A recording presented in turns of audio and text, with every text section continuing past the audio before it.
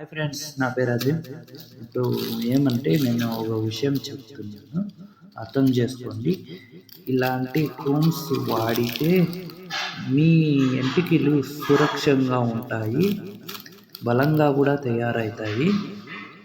ఇలాంటి వేపాకు చెట్టుతో తయారు చేసిండేది కోమ్స్ అండి. ఇవి ఇంగ్లీష్లో కోమ్స్ అంటారు, మనం తెలుగులో వచ్చి దువ్వాని అంటాము. ఇవి వాడితే డాండ్రఫ్ ఉండదు, తెల్ల ఎంటికలు రావు, కొంచెం నల్లగానే కనబడతాయి.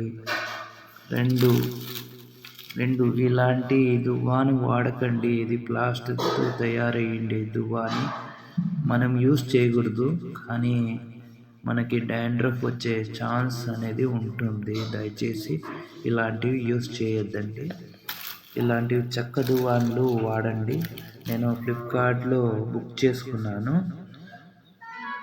మా వీడియో కనుక మీకు నచ్చినట్టయితే లైక్ చేసుకోండి, సబ్స్క్రైబ్ చేసుకోండి, కామెంట్ చేయండి, మెసేజ్లు పెట్టండి.